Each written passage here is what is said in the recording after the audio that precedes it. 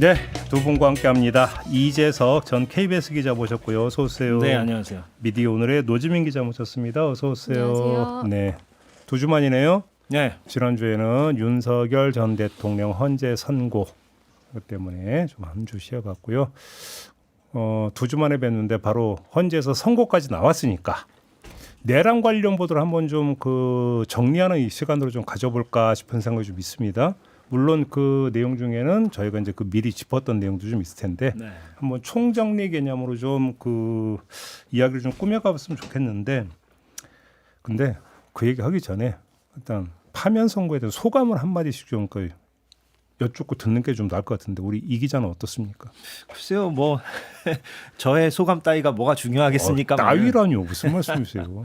주권자의 한 명인데. 예, 뭐 글쎄요, 갑자기 그렇게 훅 물어보시니까 정말 생각을 못 해봤네요. 그러니까 네. 왜냐하면 저도 그냥 방송 뭐 진행만 하고 이렇게 그날의 방송만- 햇살은 밝았습니까? 침침했습니까? 예, 뭐 그렇게 문학적으로 물으시면 더 대답을 못 하겠고, 그냥 저는 좀 둘 중에 하나 선택지를 드렸는데도 이렇게. 저는 그런 생각은 좀 들더라고요. 그러니까 이게 그러니까 10년 안에 이제 대통령 2명이 지금 그렇죠. 파면된 예, 거잖아요. 그렇죠. 예. 뭐 한 몇십 년도 아니고 그러니까. 한 50년 안에 2명이라면 제가 뭐 이해라도 하겠는데 그러니까 이게 거기다 너무나, 또 똑같은 정당의 소속이었고. 예. 근데 뭐 대통령은 일단은 뭐 정당 소속과는 별개로 국가의 원수인데 아무튼 10년 안에 2명이 그냥 뭐 속된 표현으로 날아갔어요. 파면돼 가지고.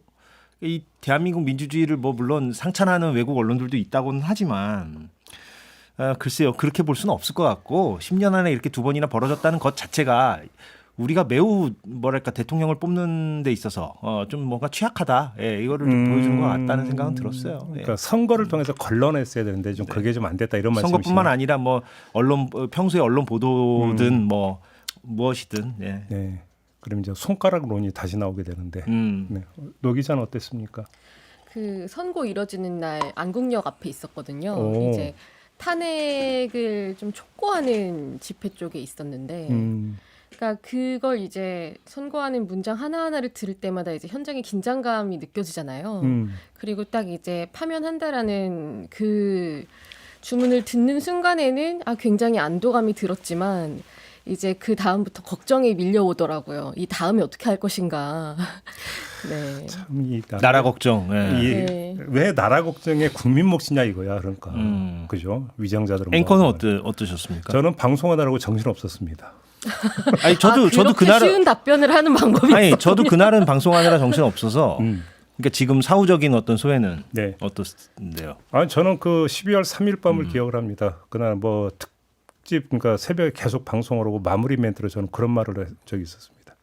윤석열 대통령은 대통령의 자격을 상실했고 그 자리에 있을 수도 없고 있었어도 안 된다고 저는 클로징 멘트로 한 바가 있었는데, 그래서 저는 사필 규정이라고 생각을 합니다. 예.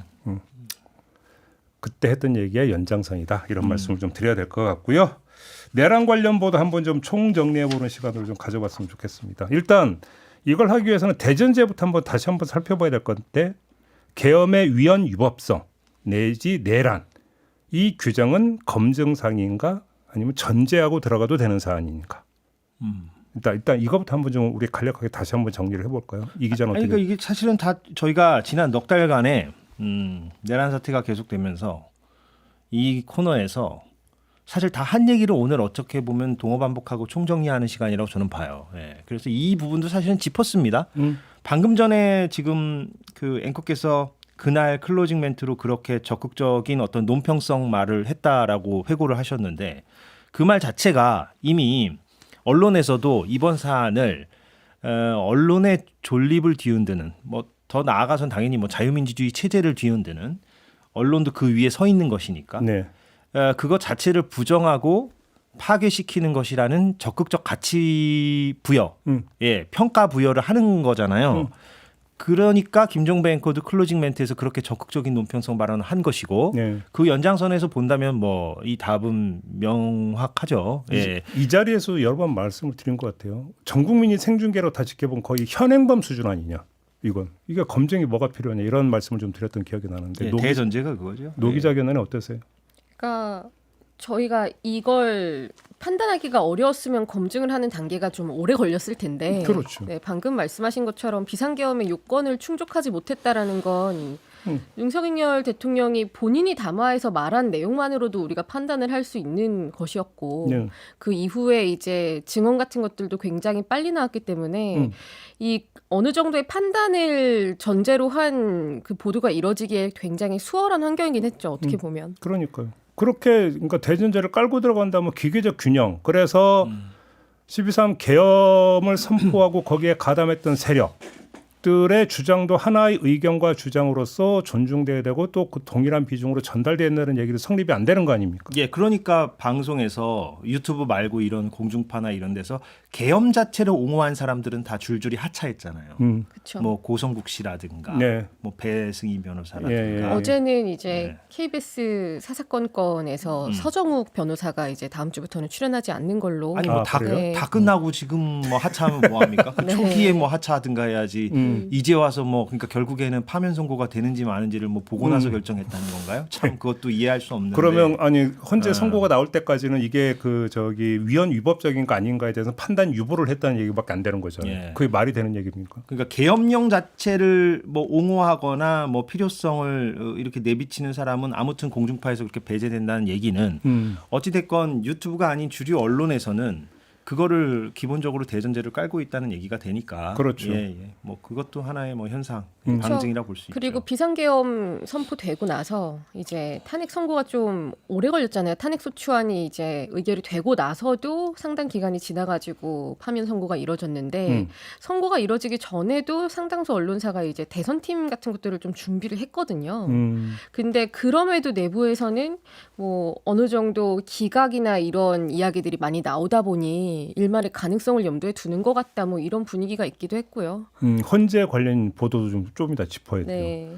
근데 자 그러면 이거는 뭐 여기서 나오는 게 우리도 이것도 한번 얘기를 했었는데 내란 세력 측의 주장이 있지 않습니까? 특히 윤석열 변호인단에서 계속 나왔던 이야기라든지 이걸 전달을 해야 되느냐 말아야 되느냐 전달한다면 어떻게 할 것이냐의 문제도 좀 있었어요. 예, 우리가 사실은. 다뤘었죠. 사실. 네. 네. 그러니까 그게 이제 전달을 아예 안 할 수는 없으나 전달하는 방식이나 내용에 문제가 있다라는 취지로 우리가 얘기를 그렇죠. 했었고. 단순 전달은 안 된다라는 예, 거죠. 단순 전달은 안 되고 그 요즘 뭐 그 AI 챗 GPT가 유행이잖아요. 네. 그래서 제가 이렇게 어제 밤에 한번 이렇게 그 제 의견을 이렇게 정리하고 챗 GPT한테 한번 의견을 물어봤어요. 예. 왜냐면 오늘 이제 지난 넉 달간에 우리가 했던 거를 동어 반복하면 안 되니까 제가 좀 다른 얘기를 좀 해보려고.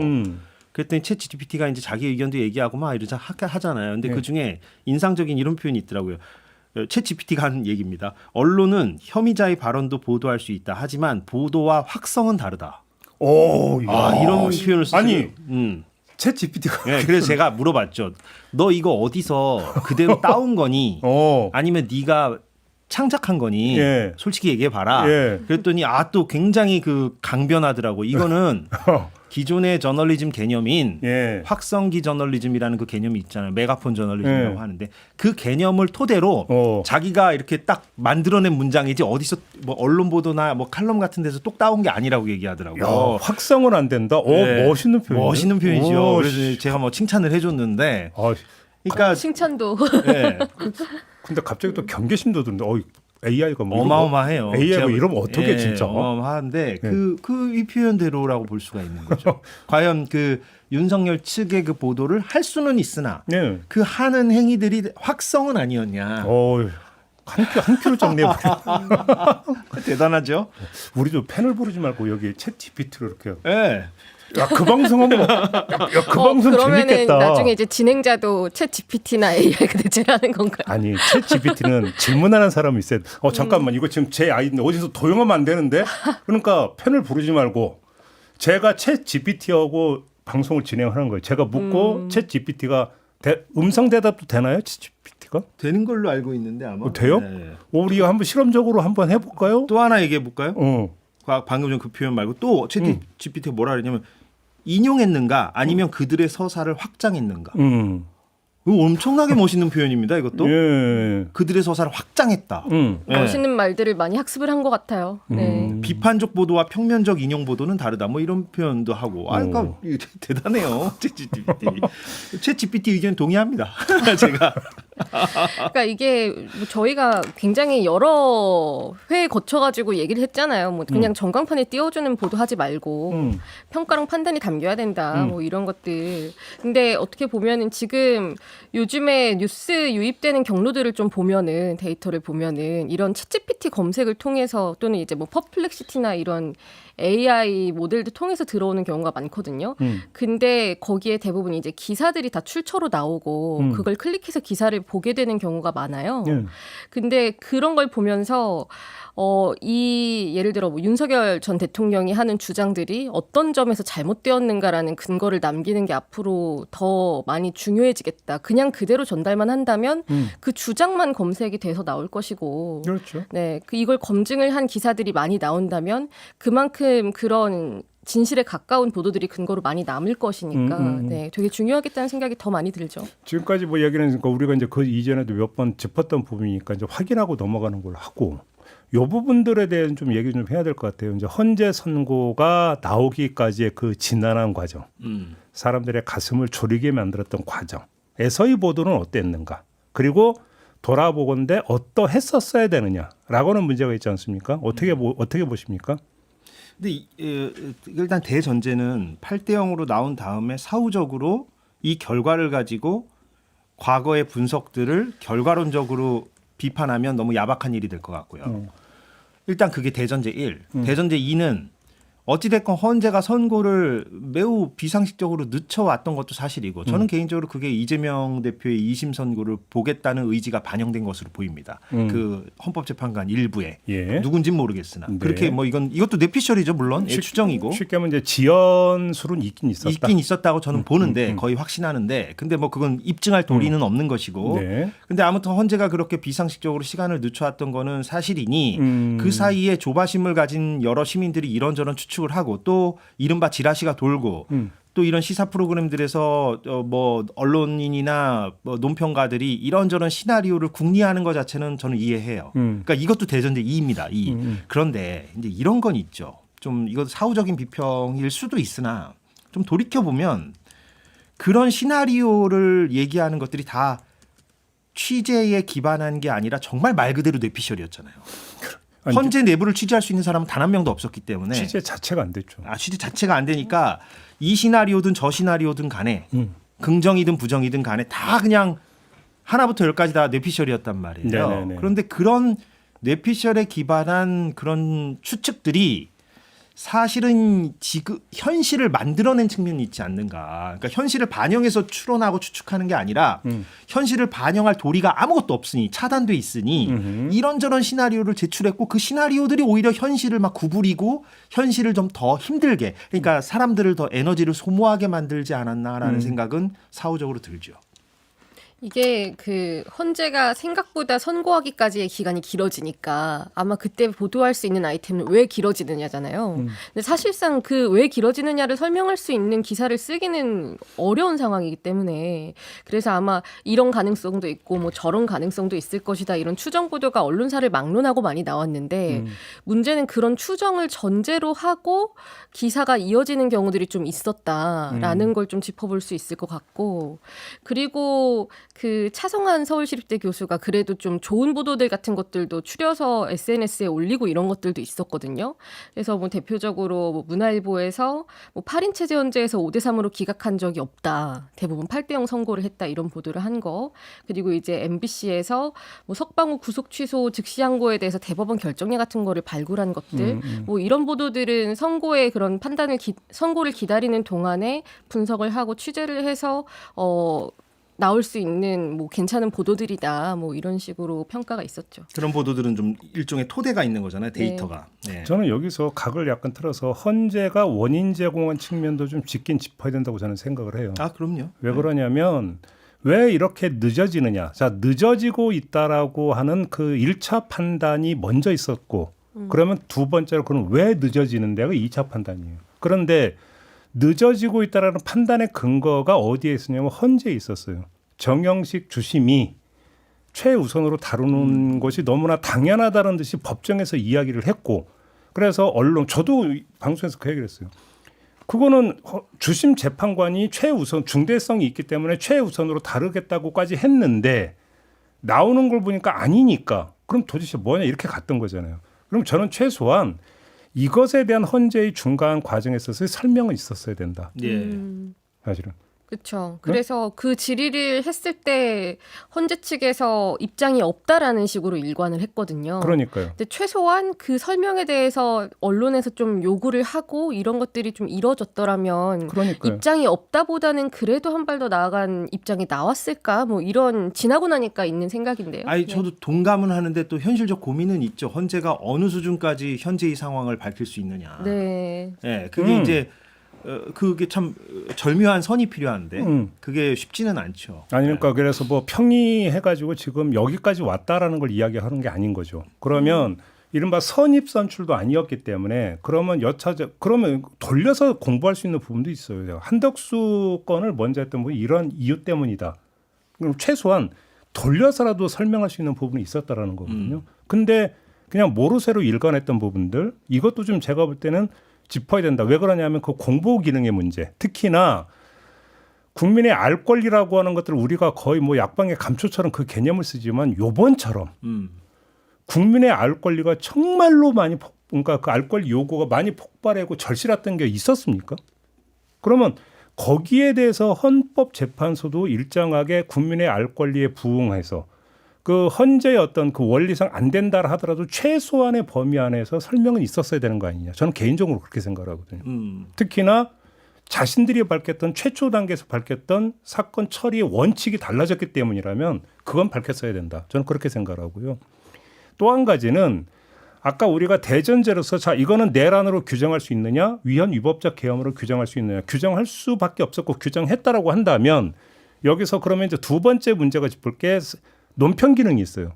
자, 헌재의 주문을 요구하는 이 논평 기능은 필요했는가? 그다음에 충분히 있었는가? 이 점은 어떻게 보십니까? 그러니까 헌재가 빨리 선고해라. 빨리 선고해라뿐만 아니라 이렇게 선고해야 된다라고 하는. 그러니까 예를 들면 인용을 해라. 그렇죠. 혹은 기각을 해라. 그렇죠. 예.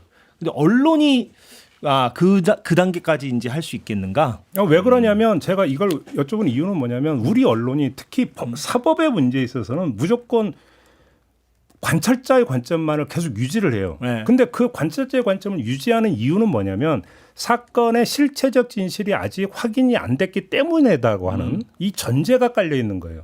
그래서 그것은 일정하게 타당해요. 하지만 조금 전에 저희가 이야기를 했잖아요. 12.3 계엄의 위헌 위법성, 내란의 성격이라고 하는 것은 검증사항이 아니라 전제할 사항이었다고 한다면 언론이 판단이 그러했다면 네. 실체적 진실이 아직 규명이 안 됐다라고 하는 건 성립이 안 되는 거죠. 그러면 적극적으로 논평 주문할 수 있는 거 아니냐라는 거예요. 네. 이 점은 어떻게 보십니까? 적극적으로 생각하면 그럴 수 있고 실제 예. 그것도 매체별로 좀 나눠서 봐야 되는데요.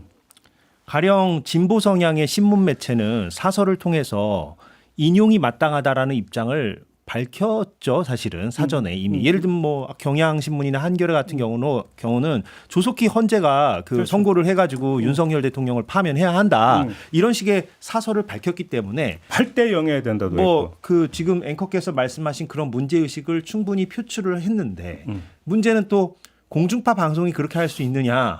이건 또 이제 물음표가 찍히는 거죠. 반대하는 입장에서는 아니 공중파는 그게 아니라 뭐 구독 체제가 아니라 돈 주고 보는 게 아니라 그 다수의 공유물인 전파를 쓰는 것인데 어떻게 특정 입장만 얘기할 수 있느냐 또 그렇게 나올 거란 말이에요. 그래서 공중파 입장에서 뭐 인용이 되어야 한다 혹은 기각이 되어야 한다라는 입장을 편하게 뭐 밝힌 곳은 없잖아요 지금. 예, 그러니까 그렇게 좀 매체의 어떤 성격에 따라 그게 뭐 하는 것도 있고 안 하는 것도 있지 않았나 싶기도 물론 하고요. 뭐 제 예. 얘기는 이론적이고 원론적인 얘기지만 입장이라고 하는 것은 의견의 범주에 들어가는 거잖아요. 의견이라고 하는 것은 가설을 그 깔고 있는 거든 의견은 아직 확정된 사실은 아니다. 예.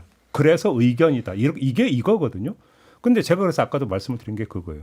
12.3 계엄의 위헌 위법성이 지금 확정이 되지 않은 사실, 진실이 아닌 것이냐. 그건 아니지 않느냐. 그러면 진실이라고 간주한다면 거기에 대해 그것에 기초해서 적극적 논평 기능은 어찌 보면 의무가 된다. 만에 하나라도 네. 세상사에 완벽한 거 나중에 그게 아니라면 그건 당연히 책임을 져야 되는 거고 그 다음에 이렇게 갔었어야 되는 거 아니냐라는 것이죠. 그 방송에서 그 논평성 기능을 어떻게 뉴스에서 반영할 것인가 하는 물음은 사실 어제 오늘의 고민은 아니에요. 어제 그러니까요. 오늘의 고민은 아닌데 다만 이렇게 생각해 볼 수 있죠. 저도 이제 한 명의 시민으로서는 한 명의 언론인으로서는 마땅히 파면이 필요했다라고 생각하는 사람이었는데 방송에서 그것을 어떤 언어 어떤 형태로 드러낼 것이냐. 이거는 방송 실무자들이 아마 굉장히 고민스러울 겁니다. 고민스러울 거고 또 한편으로는 이렇게 생각해 볼 수는 있죠. 앵커의 문제의식을 받아서 얘기하자면 다른 어떤 사안보다 이게 중차대한 사안인 건 맞기 때문에. 그렇죠. 예, 예를 들면 다른 뭐 일반 사안 가지고 왜 방송들은 논평을 안 해? 의견을 안 밝혀? 이렇게 얘기하는 거는 논란의 여지가 있다 치지만 이번 사안 같은 경우는 우리가 서두에서 얘기했듯이 자유민주주의나 언론의 자유를 근본적으로 훼손한 것이기 때문에 여기에 대해서만큼은 좀 언론이 더 적극적으로 가치 부여를 할 수 있지 않느냐라는 차원에서는 훨씬 더 고민의 깊이가 깊어져야 하는 건 맞죠. 근데 방송사들이 아마 그게 뭐 쉽지 않을 거예요. 예, 본인들이 제가 뭐 현실을 아니까. 예. 다음 카테고리로 넘어갔으면 좋겠는데요. 얼마 전에 있었던 한덕수 대행의 헌법재판관 2명 지명. 자, 이것을 내란이라고 하는 그 틀 속에서 이것도 바라볼 수 있는 부분이 있지 않습니까? 그죠? 예를 들어서 이것이 자 대행이 자 지명권을 행사하는 게 월권이냐 아니냐 위헌이냐 아니냐라고는 법리적 측면 말고 자 내란과의 상관성 속에서 이걸 그러니까 조명을 할 수 있는 부분이 분명히 있지 않습니까? 이완규 법제처장 네. 이 지명 때문에 적극적으로 이루어졌다고 봐도 되는 건가요? 어떻게 보십니까? 그것도 매체별로 좀 다를 것 같다는 생각은 드는 게 네. 왜냐하면 그것이 큰 틀에서 보면은 내란의 존속이다. 그렇죠. 라는 관점에서 보도하는 언론사들도 있고요. 예. 그런데 또 너무 그 법리적으로만 할 수 있다 없다라는 그 법리적인 아주 작은 범주 안에서만 그것을 보도하는 경우도 있는 것 같고. 그러니까요. 예, 그렇습니다. 저 이게 매체마다 다를 수밖에 없는 게 사실 이거는 이번 건뿐만이 아니라 뭐 윤석열 전 대통령 관련해서 뭐 비상계엄 이후에 쭉 이어진 거고 경향신문 같은 경우는 사설을 뭐 내란방조 이완규 헌법재판관 지명한 한덕수 제정신인가 이런 제목으로 내기도 했어요. 맞아요. 네. 굉장히 세요. 경향신문은 최근 사설 보면 위험한 윤석열을 다시 사회로부터 격리해야 된다 이런 표현까지 써요. 사설에서. 그러니까 재구속시켜야 된다는 얘기죠. 그러니까 굉장히 적극적으로 현재의 상황에 대해서 의미 부여하는 언론사도 있고 그렇지 않은 언론사도 있고 신문으로 보면은 조선일보하고 중앙일보 정도가 조금 이제 다른 언론사들하고 결이 다르고 동아일보 같은 경우는 뭐 경향신문이나 한겨레와 거의 흡사하다 할 정도로 이번 내란 사태를 매우 비판적으로 언급하고 있고. 예. 근데 예. 지금 또 이제 이것도 계속 어떻게 보면 일관된 흐름인데 소위 보수 성향이라고 분류되는 그 3대 일간지 있잖아요. 조중동. 근데 중앙동아 같은 경우는 이번에 한덕수 대행에 대해서 비판적인 논조의 기사들을 냈고 이제 조선일보 같은 경우에 좀 온도차가 있기도 하죠. 뭐 최근에 계엄과 무관한 이슈까지 계속 내란과 엮는 좌파 진영 뭐 이런 기사를 쓰기도 했고요. 조선일보는 좀 왜 그럴까요? 저도 알고 싶네요. 지난번에도 우리가 그 네. 얘기를 잠깐 했지만 그러니까 굉장히 실제로 항의가 많고 절도 운동도 있고 하니까 실제 조선일보가 위태롭다라고 본인들의 어떤 그 위상이나 위치가 위태롭다라고 판단했을 개연성도 있어 보이기도 하고요. 예. 최근까지도 이제 보수 유튜버라고 하는 분들이 조중동 이렇게 묶어가지고 비난을 하는 경우들이 이어지고 있긴 하죠. 그래요. 보수 쪽에서 이제 욕한다. 니네 그러니까 제대로 일을 안 하고 뭐 하냐 이런 거죠. 예, 그러니까 그 압박이 조선일보로 하여금 예. 더욱더 이렇게 이 내란 사태에서 오른쪽으로 가게 하는 어떤 요인이 아닐까라고 추정은 되죠. 예, 그렇게 추정은 되죠. 예.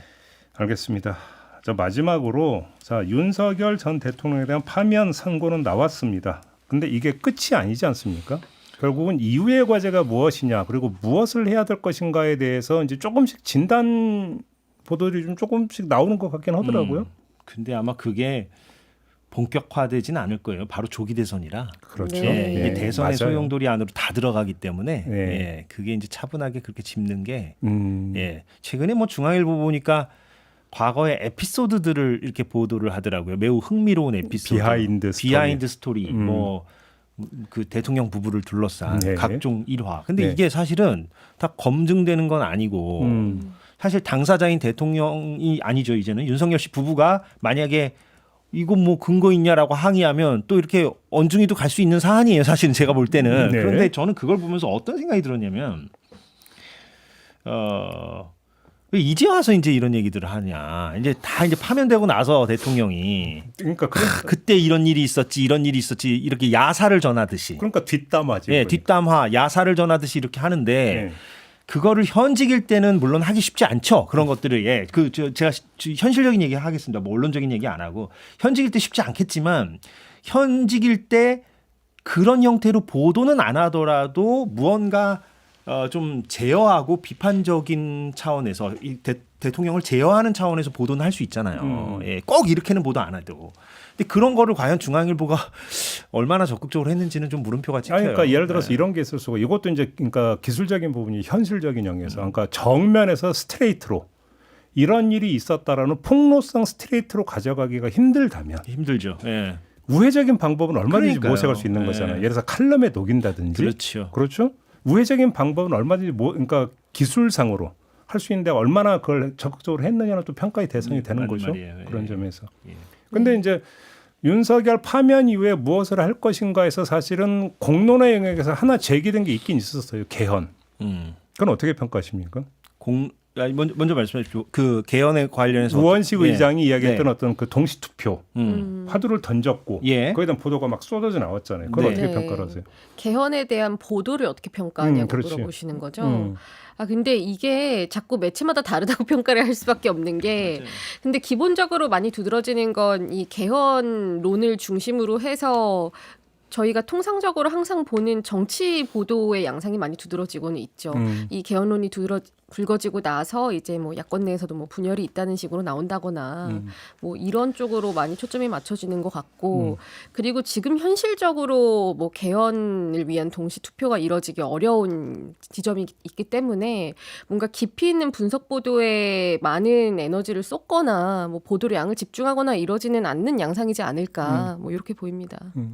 조금 전에 이재석 기자가 이제 그 이후에 무엇을 할 것인가라고 하는 진단이 많이 이루어져야 되는데 아마 잘 안 될 것이다. 왜냐하면 대선이 있기 때문에. 네. 그게 사실은 정확한 현실 진단이라고 보는데 그래서 그 현실이 사실은 좀 문제가 있는 거죠. 따지고 보면. 왜 그러냐면 자 이게 그 12.3 내란으로 인해서 지금 그 빚어진 조기 대선이라고 한다면 자 그 내란을 어떻게 그러면 수습하고 해소하고 방지책을 마련할 것인가. 그래서 우리 사회가 어디로 갈 것인가. 사실은 냉정하게 따지면 대선의 화두가 이게 돼야 되는 거잖아요. 그러니까 원칙상으로 듣고 대선이 있기 때문에 이 논의가 폭발이 돼야 되는 건데. 근데 대선 때문에 이 논의와 진단이 사그라들 것이 저도 그 진단에 동의를 해요. 네. 근데 그렇다는 이야기는 뭐냐면 내란과 대선은 별개가 돼버린다. 이 얘기를 깔고 있는 건데 이거는 사실은 좀 문제가 있는 것이죠. 예, 예. 그러니까 나타나는 현상 자체가 문제가 있는 것이죠. 예. 그러니까 어느 때보다 이 내란 이후의 상황에서도 언론의 어떤 가치지향적인 태도가 필요하죠. 사실은 예, 가치지향적인 태도가 필요한데 저는 그렇게 되긴 쉽지 않을 거예요. 아마 대선 국면으로 들어가면 다 이제 이게 여야 간의 공방, 후보 그렇죠. 간의 공방으로 다 프레임이 들어가 버리니까. 저는 특히나 이게 진짜로 필요하다고 본 게 뭐냐면 그 12.3 이후에 거의 모든 사람이 입을 모아서 얘기했잖아요. 나는 이 계엄이 다 선포될 거는 꿈에도 상상 못했다. 네. 이 대명천지에 계엄이 또 발동될 거는 상상도 못했다라는 거죠. 그러니까 모든 사람이 상상조차도 하지 않았던 일이 벌어진 데에는 이건 심각한 뭔가가 있다라는 거 이게 규명이 사실은 돼야 되는 겁니다. 예. 그렇지 않습니까? 오히려 그래서 더 절실하다는 이야기가 될 수 있는 거죠. 오히려 거꾸로 놓고 본다면 그 이야기는. 아니 저는 그 약간 그 말미에 약간 다시 처음으로 돌아가는 감은 있는데 오늘 사실 이 주제에 대해서 우리가 넉 달 동안의 동어 반복을 피하기 위해서 저는 약간 에피소드를 또 하나 얘기하자면 두 가지 풍경을 목도했죠. 언론과 관련된 겁니다. 첫째는 실명으로 얘기하죠. 뭐 손석희 앵커가 손석희의 질문들에서 그 양쪽 패널이 막 이렇게 이런저런 토론을 할 때 저는 이제부터 진지하게 이런 말을 합니다. 저는 이제부터 내란 혐의라고 표현하겠습니다. 이렇게 얘기를 해요. 그 취지는 아직 형사재판 확정 판결이 난 게 아니니까 혐의라는 단어를 나는 쓰겠다. 그 사회자로서 그게 무슨 말인지는 알겠어요. 네, 그건 무슨 말인지 알겠고 그리고 손석희 앵커도 내란 혐의라고 표현하는 건 형사 사건을 둘러싼 얘기지. 이 내란 사태, 이번 이 계엄 사태에 대해서 판단을 뭐 유보하겠다는 의미는 아닐 거예요 아마. 제가 뭐 그건 거의 확신할 수 있는데, 그런데 파면 선고가 되기 전에 그렇게 언급하는 것이 과연 적절한가에 대해서는 한번 우리가 생각을 해볼 여진이 있어요. 그 혐의를 강조하는 것 자체가. 그리고 또 하나의 풍경은 이게 정반대의 풍경일 수도 있는데, CBS는 그 계엄이 선포되고 다음 날인가 다다음 날에 우리 CBS는 오늘부터 내란 사태라고 명명합니다 이렇게 밝혔어요. 그리고 실제 많은 언론사들이 내란 사태, 내란 이렇게 적극적인 의미 부여를 했죠. 그리고 심지어 한 앵커는 생방송 중에 눈물을 흘렸어요.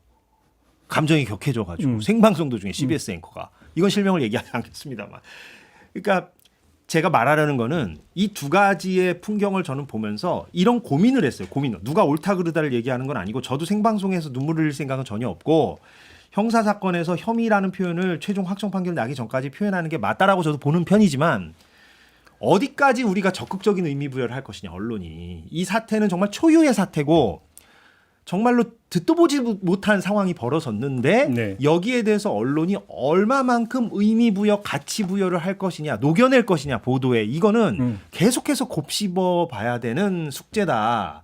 저도 정답은 모르겠으나, 그런데 매체별로 그게 다르고, 특히나 방송은 그게 굉장히 애매하거든요. 신문보다도 훨씬 더 애매하기 때문에 방송이 이런 초유의 사태에서 어떤 스탠스를 가질 것이냐, 어떤 언어를 가질 것이냐는 앞으로 굉장히 토론 주제고 논문거리예요, 사실은 이게. 그런 생각을 좀 여러 가지 했습니다. 알겠습니다.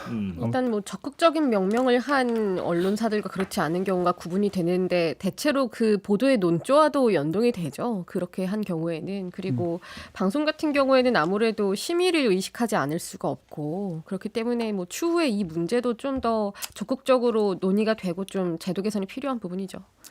알겠습니다. 뭐 두 분이 뭐 자연스럽게 결론을 내드렸기 때문에 뭐 더 뭐 첨언할 부분은 없는 것 같고요. 오늘 제가 소득은 하나 있었네요. 이재석 기자 덕분에 챗 GPT와의 인터뷰를 한번 추진해보는 아이디어인데. 아니, 그러니까 그게 생방은 힘들어서 사전 녹화는 가능할 거예요. 생방 그게 이제 이게 딜레이가 있으니까. 이거 자 침 발랐어요. 다른 데 하면 안 돼요. 침 발랐어. 네, 이렇게 마무리하겠습니다. 자, 두 분 수고하셨고요. 네, 저희 고맙습니다. 물러가겠습니다. 고맙습니다. 고맙습니다. 네.